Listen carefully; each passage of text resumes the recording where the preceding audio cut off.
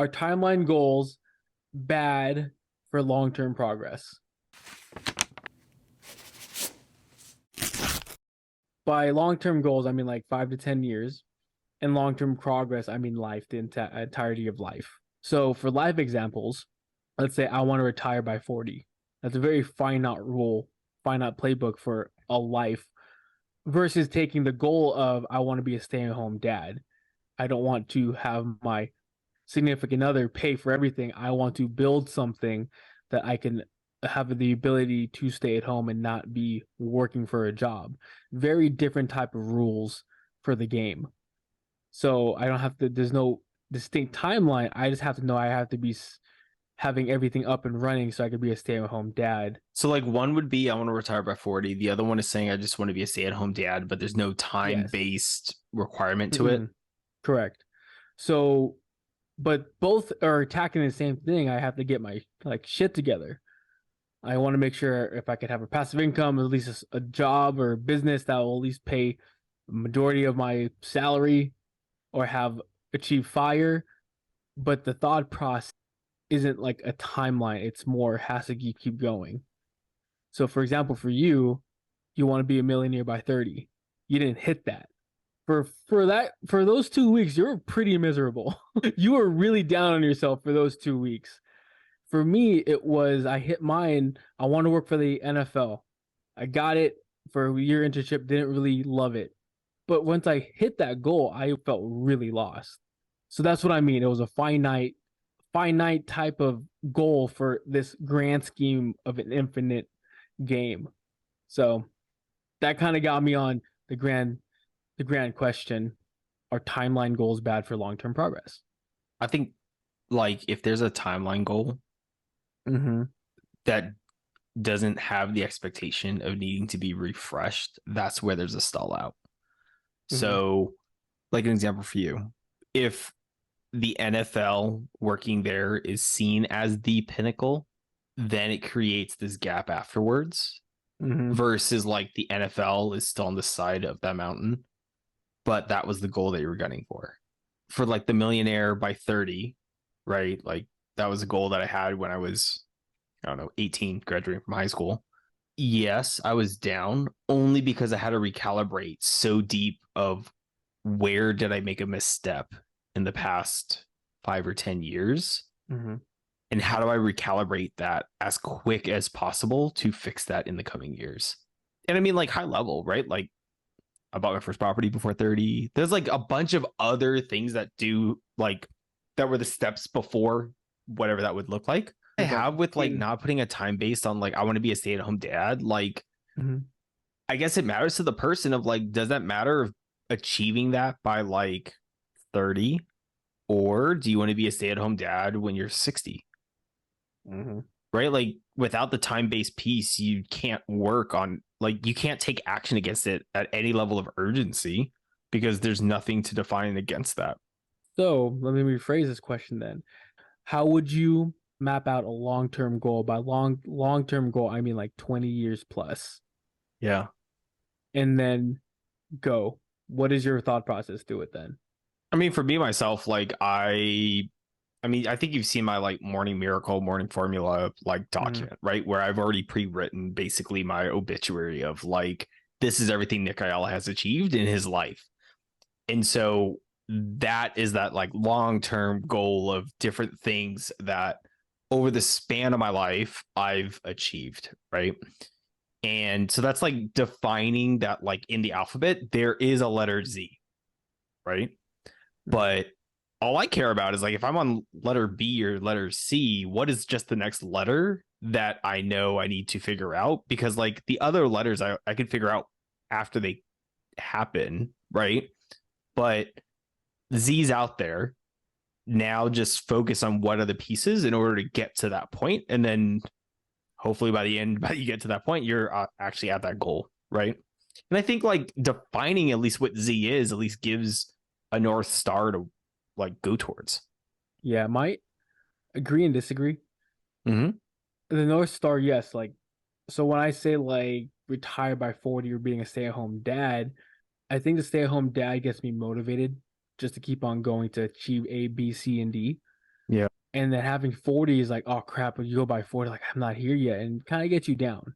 So in these micro goals between A to B, I think it's important to have timelines. Like, okay, let's try to get it within the year, hyper focus and create that stressor, but also being forgiving to yourself that if you don't get it in the year, you still have the next year to get to B.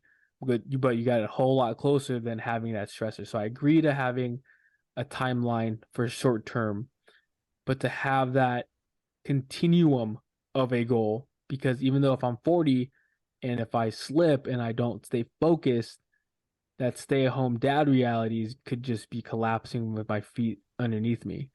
If I don't pay enough time in the sense of this, whatever I build or whatever I earn, and I don't keep an eye on it, I get lazy because I got it by 40, I don't have to try anymore.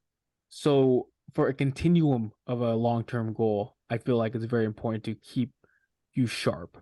Remember our last episode where we were talking about when learning something, it's important to know the what, the why, and the how. Mm-hmm. I think goal setting is very similar. The what would be like retire by 40. The part that you're talking about is the compelling why. Why do you want to retire by 40? Right.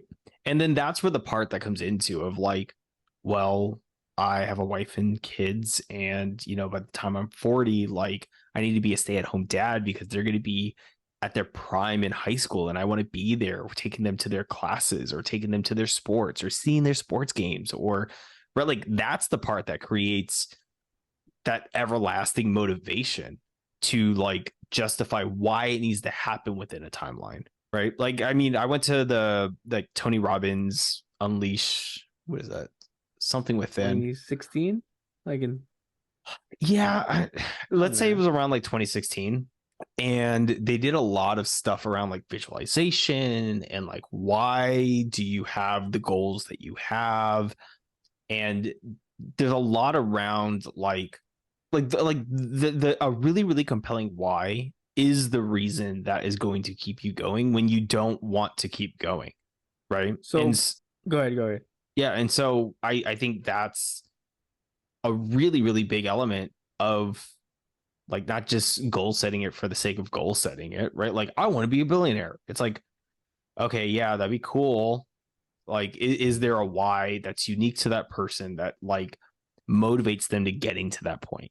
So using what you just said, if you just transplant the why as the main end goal versus having a structured, would you still want the structured or using the why as your main motivator at the very end goal?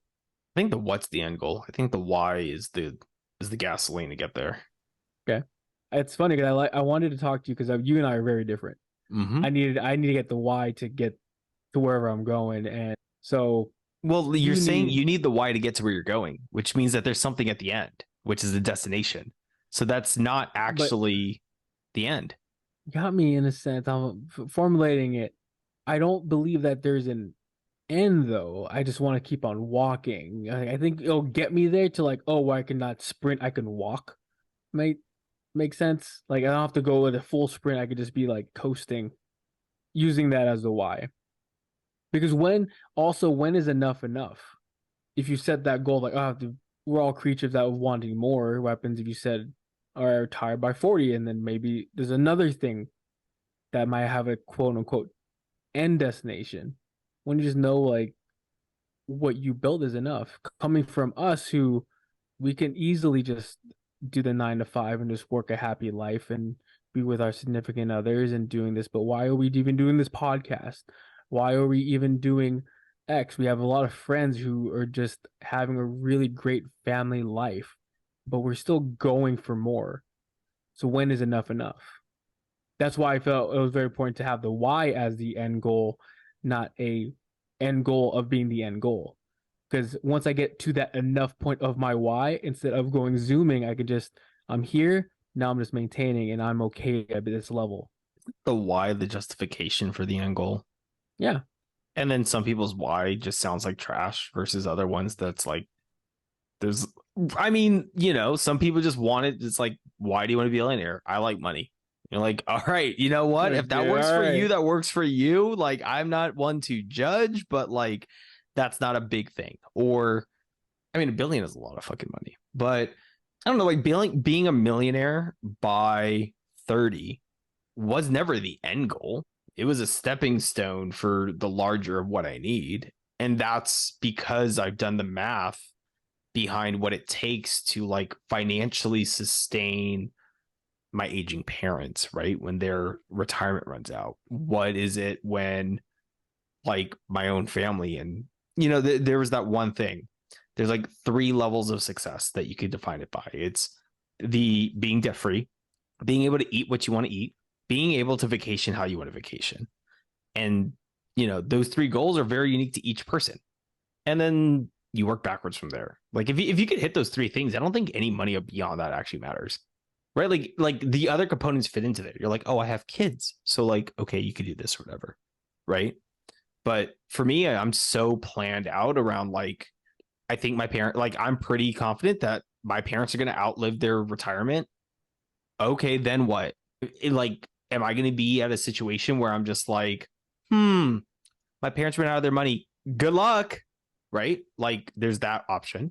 The other option is, okay, you could come move in with me. But then what's that look like on a day to day? We've seen how other parents, like, there's a level of complexity when in like your parents move in with you, right? Especially if like you may not be in a financial position where you have an extra bedroom for someone. So now you're like, okay, like we need to figure out the actual space aspect in addition to like your kids, right?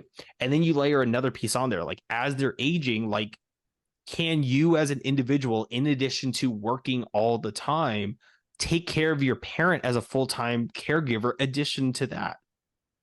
Right? And it's like, do you want that? Are you willing to do that? Or the only other way outside that is you need to make more money in order to supplement that help in some way, shape, or form. And then at that point, you're back to I need to make more money. Right? I've seen a lot of families where like it is a balancing act as family ages. So I need a plan for that so that I don't have that future stress. It's a stressor regardless, right? Like it can be in the nicest way, but it is a complexity that is going to happen in many of our lives anyways. So just in conclusion on this whole thing, I think from what I'm getting, I think we both are in line again, having the timelines of A, B, and C and D's. My Z is something that can keep progressing, and on the Y is is my Z, and your Z is a very tangible, like metric goal. So yes, is that conclusion off? It's how I think it's how we picture the Z, that either one that motivates us to keep us going and to push us for more. So again, my Z can not might hit by the 40 mark, but it could hit by 50. So I think for me, I think my Z is more forgiving in that aspect. But I know you're the importance of getting everything done as getting done by that timeline. But I think for yours, it's like a hard, hey, we got to get this. Oh yeah, yeah, because I've like it's pretty easy to math out when mom and dad are going to be 90, and then you backwards math that of like, well, I could wait till I'm 50, and you're like, okay, what happened the past 30 years when your parents are now moved in with you? There's the extra expense of that because they can't work, and you're a caregiver. Like, is that also something you're taking into account at that level or not? Right. So a lot of things actually put into effect. I mean, you know me, dude. I have a spreadsheet that maps out like the next 12 years of my life on a year by year basis, almost to a point of a quarter by quarter basis. This is why I wanted to bring it up to you. Yeah. And I mean, like, you're right. I don't hit everything, but like, you know what? If it's not written down, it's more likely to slip, right? Like, since we've been so micro with our 12-week years, it's been a little more productive. No, it's been super productive. 100% agree. Those are good topics. Spicy. Yeah, it was good. It was very good. You got me pausing for a little bit.